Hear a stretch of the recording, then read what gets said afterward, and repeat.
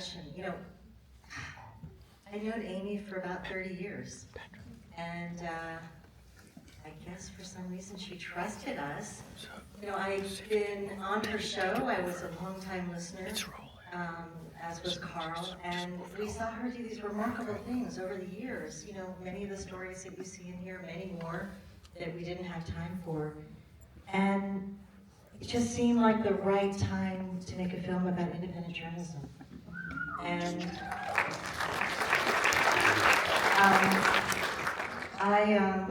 you know, Amy has spent her career centering other people's stories. So I think the hardest part for her was to be centered in our story. And she graciously let us do that, and she opened up this extraordinary archive to us.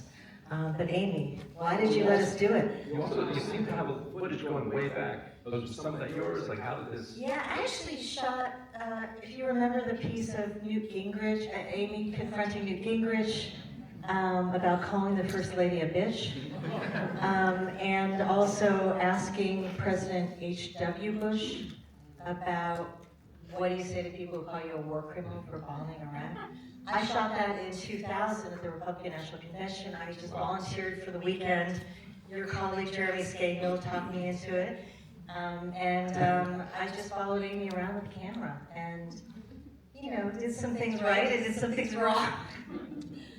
The Newt Gingrich was particularly interesting. You know, Connie Chung had interviewed Newt Gingrich's mother, and it was his mother who said that her son calls Hillary Clinton the First Lady a bitch. And so when I asked him, why don't you apologize to American women for calling the First Lady a bitch? And he said, I didn't say what he said. I said, are you calling your mother a liar? But first, a couple of thank yous. First of all, Ryan, thank you so much. Ryan Grimm, the co-founder of Drop Site News.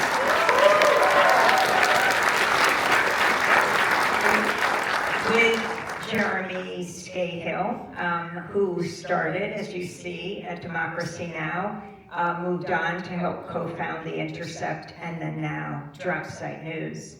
And first and foremost, Tia and Carl. Tia Lessin and Carl Deal are a big deal. I am so thrilled we're here at the Labor Film Festival. The film has first premiered, actually here in Washington, D.C. at D.C. Docs, and then did film festivals around the country. And it is pretty amazing, the awards that they have garnered. Over a dozen audience favorite awards for either Best Documentary or Best Film overall at a film festival, from Santa Barbara to Santa Fe, from Mill Valley to Seattle, from St. Louis to Savannah, Georgia, to Woodstock, to Oslo, Norway, the Human International Film Festival. And they are Oscar-nominated directors for a film about Hurricane Katrina called Trouble the Water. They're going down to New Orleans to also present this film there.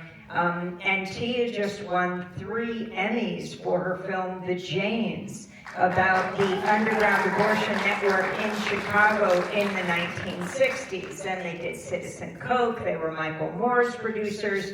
And so you asked, Ryan, why would I agree to allow 2 award-winning stalkers into my life?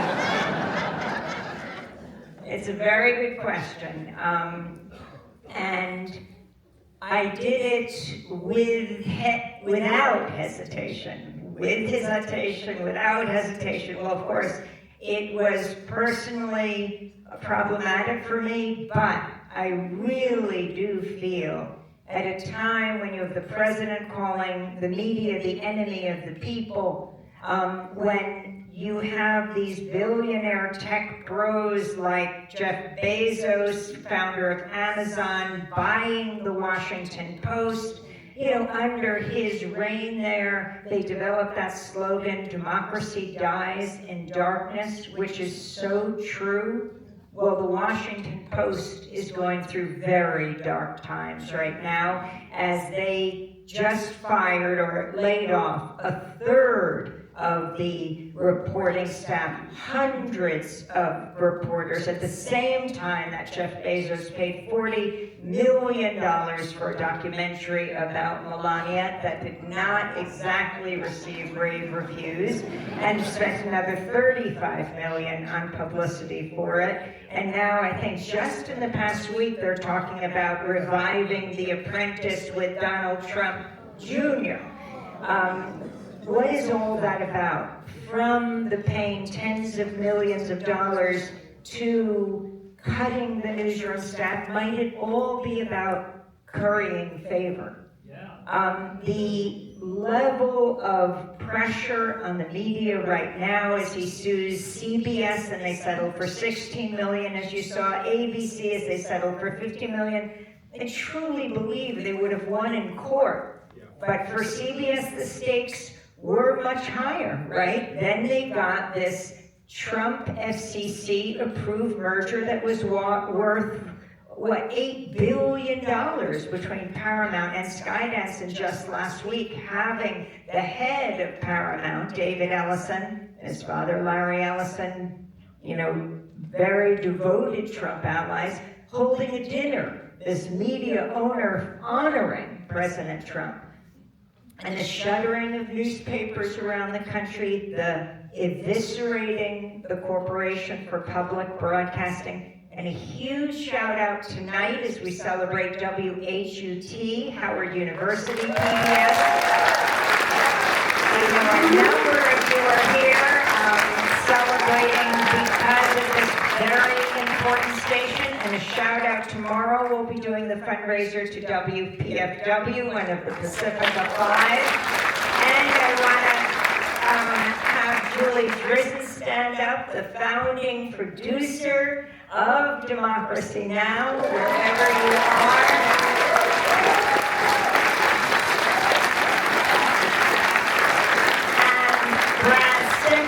Who is one of those producers who is running around. Brad, where are you? My cousin Andrea Goodman Hassel. Andy, could you stand up? Who's doing research right now on our family in what is now modern day Ukraine. A wonderful writer and psychologist. And the Labor Film Festival that we are here a part of. But all bringing together all of these really important institutions, I think it was really worth it to show that there is a model of independent media that is sustainable, that having, as we've seen in this country, what is developed, the corporate media, which we've been critiquing for all 30 years and beyond. Brian Lamb, right, the founder of C-SPAN, used to have me on and I would rail against the corporate media. When, you know, Democracy Now! Got its start at WPFW 30 years ago as Julie, under Julie's really talented direction. But the idea that when we cover war, we're not brought to you by weapons manufacturers. When we cover the climate, we're not brought to you by the oil, gas, and coal companies. When we cover inequality, we're not brought to you by the banks and the financial institutions. We are brought to you by the listeners, the viewers, the readers that are committed to gathering authentic, trustworthy information so you can decide the policies you want your country, the most powerful on earth, to represent.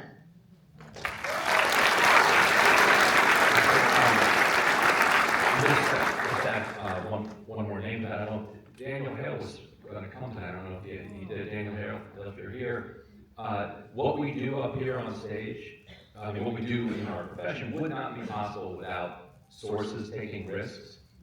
Daniel Hale risked everything to expose the drone war, and without that type of coming forward, like we wouldn't have the truth until it was much too late. So I wanted to ask you, Tia, it's such a challenge in my mind to pack this into one film. I can imagine this being a series. Now, all the streaming channels are owned by places that aren't going to buy that series. So forget that. In a world where where people were in control, that would be possible. So to pack it all into one film, what did you have to leave out? What decisions did you make? Like, are there any of your favorite things that you wanted to get in there that you didn't? Well, let me hit that point that you made earlier. I mean, it is so true that as a result of media consolidation, we're not only seeing a diminishing of the practice of journalism, but we are also seeing a narrowing of the kinds of stories that get financed and produced, and the narrowing of the creators that make them.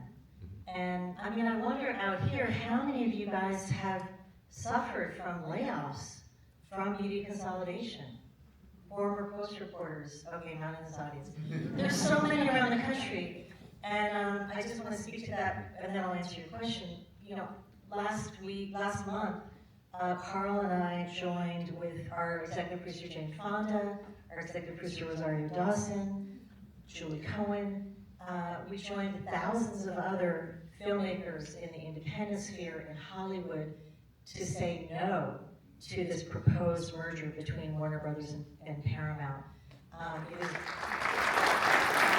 And since we're part of the Labor Festival, I would say it's bad for the workers in the industry because we know that mergers create massive layoffs. It's bad for consumers. Audiences around the world and around the country are going to have fewer and fewer choices.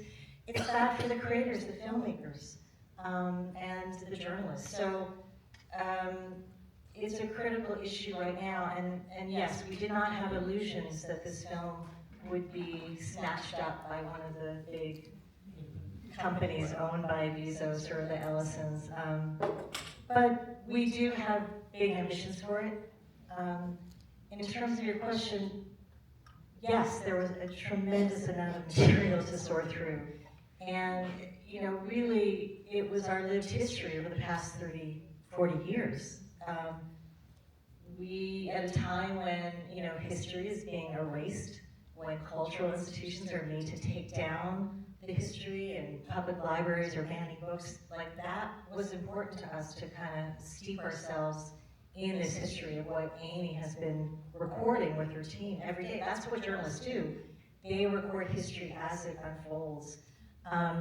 In terms of, yeah, there were a lot of outtakes, stuff that we left on the editing room floor. One of the things that was hardest for me to part with was Amy's coverage of the kidnapping of President Jean-Bertrand Aristide in Haiti in 2003. It was a time when Donald Rumsfeld was describing Aristide's removal from office as a resignation. And Amy was the first broadcaster, national broadcaster, to broadcast the voices of Randall Robertson, of Maxine Waters, of Aristide himself, making it clear this was not voluntary, this was a kidnapping, this was a coup. And not only did she do that, but she then got on an airplane with Robinson, with Maxine Waters, to the Central African Republic to take, that's where the Marines unceremoniously dropped Aristide off. Not that he had any connections to the Central African Republic. But they went there to bring him home, or bring him back to the Western Hemisphere. So Amy had her camera, she was doing these amazing interviews. Anyhow, it was remarkable because of her coverage, the rest of the news media started to rethink how they were characterizing this event. And, you know, I think that's really why we call this film Steal the Story, Please, because we saw time and time again how the stories that were covered by the Democracy Now! Team, by Amy, you know, were eventually taken up by the news media. And Amy's not precious about that. You know, she actually wants that to happen. She dares the news media to take her stories. I think an exclusive is a failure when we're the only ones who have the story we wanted to, and I know you feel the same way with Drop Site News, Ryan. We want it to reverberate around the world, so you see it's Standing Rock. I mean, I used to go into the network studios to be interviewed at CNN or MS at the time, NBC, and I would say to the host off air, why don't you cover the climate catastrophe more? And they would say, you know, because the corporate executives say people will be bored, that they won't, you know, they'll lose eyeballs, as I was saying in the film. And this proved the whole thing wrong. 14 million views of this one protest in 24 hours. Any network executive would drool to have that kind of attention. It's just critical that also reporters know no borders, that we cover the globe, that we get these stories out. And, you know, just a few days ago, I was in Rochester speaking at Monroe Community College, where they have a school of optics and they work on lenses. We need to be able to see the rest of the world through something other than a corporate lens. And it's really important. It's a matter of national security that the rest of the world see us through something other than a corporate lens. And so, in a moment, we'll be able to take questions from the audience. I think there are microphones on kind of both sides if people want to just line up, and when there's a moment, we'll be able to get to that. And I also wanted to add, I owe so much to Amy.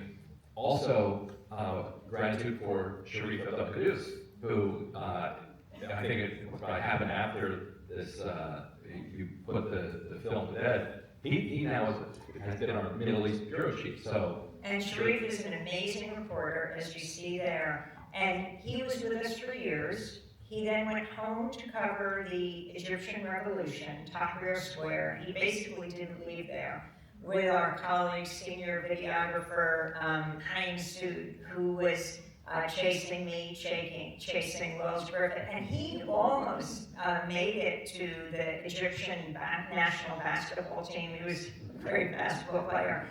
And I said I was going to make him run. He and Sharif went home to Tahrir. And Sharif then stayed in Egypt for years. He worked with another independent publication called Madamasser, which is very rare to have independent media in Egypt.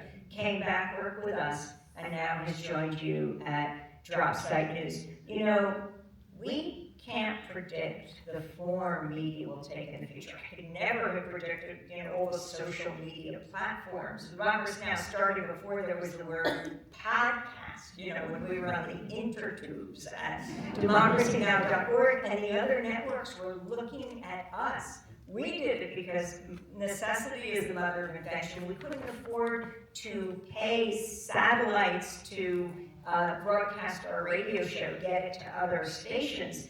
So wow, you could put it on the internet, the MP3, and any station could take it. But because of that, we had people transcribing the whole hour, 59 minutes. It just started absolutely spontaneously. You know, someone in Mexico said, I'll transcribe segment 1. Someone in Montana said, I'll do segment 2. In Germany, segment 3. They would transcribe it for a morning show. Within a few hours, our transcription coordinator would perfect it, get it online, and then network reporters would be taking these transcripts to the White House press briefing, Pentagon press briefing, State Department press briefing, and think of the different voices they were taking and formulating questions from. The people we spoke to were closest to the story, speaking from their own experience. Not your typical pundits that you get on all these networks who know so little about so much, explaining the world to us and getting it so wrong. I want to ask you about how you're feeling. How would you compare the media environment and the public reaction to this war, this Middle East war, to the last one, having so intensely covered kind of both of them? I mean, that's a good question. I do think when you have a polarized, Democrats and Republicans, such a gap between them. What I think the corporate media does, at best, it reflects the spectrum between the Democrats and the Republicans. In the Iraq War, look, Hillary Clinton, Chuck Schumer, remember when Hillary Clinton voted to support the Iraq War, students were being dragged out of her offices in New York who were protesting this. So the Democrats were joining with Republicans for the most part, and that invasion was then authorized. Here, Democrats are speaking out more against what President Trump is doing, so you have a media that reflects more of a spectrum. But in general, what you usually have is, the debate between whether we stick to airstrikes or should there be boots on the ground. That's the range of the debate, as opposed to should we be doing this at all. But what is seriously missing from the media, whether we're covering Israel-Palestine or we're covering Iran, are people at the target end of U.S. policy. On Democracy Now! You will hear an Iranian professor, an activist, a poet, an organizer. With Iran, so many of the people we have on, leading authorities on Iran, who've come out of Iran. One person on death row in the notorious Edding prison was able to get out and now is a professor in New York. They are, to say the least, fiercely critical of the Iranian regime. But when you say, so then do you support the US and Israel attacking Iran?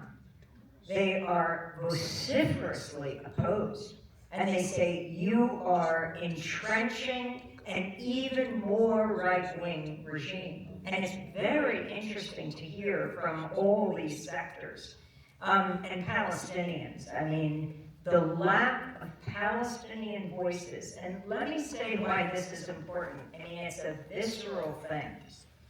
I go back to Pacifica Radio, how it was founded, the 5 stations, KPFA first in 49 in the Bay Area, KPFK in Los Angeles in 59, my station, WBAI in New York, 1960.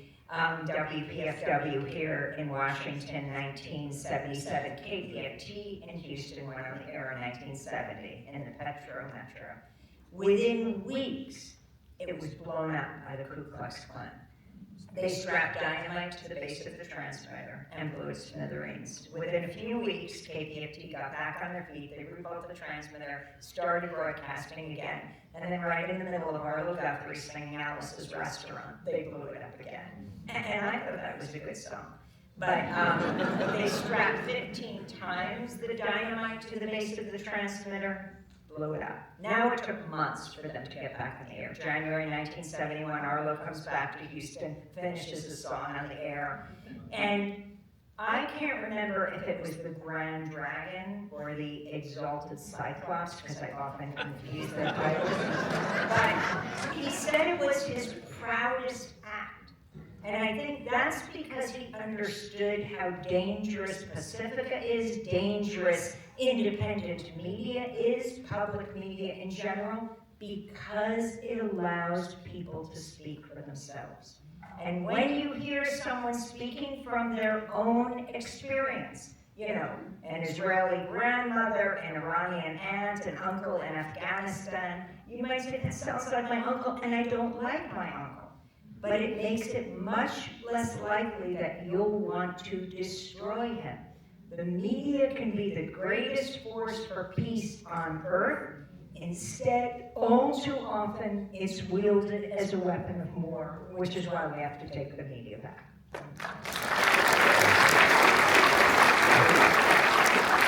We have a couple. Go ahead. Did you want to say Just to something? give a concrete example of this, Amy's conversation with Dr. Tariq Haddad, who is from the Virginia area. Falls Church. He is talking in the film and in conversation with Amy about all the relatives of his that were killed by Israel in Gaza. You know, cousins, aunts, uncles, you know, really extensive.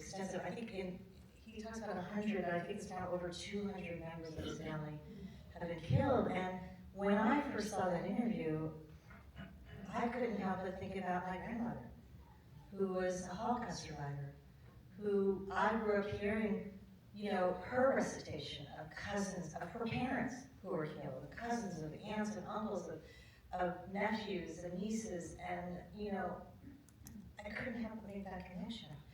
And for me, knowing that her grief, that my grief, that our family's grief was being used in this cynical way, in this horrifying way, to create more deaths and more family traumas, you know, it really has stayed with me. Yeah, and I think that those voices stay with people. Thank you.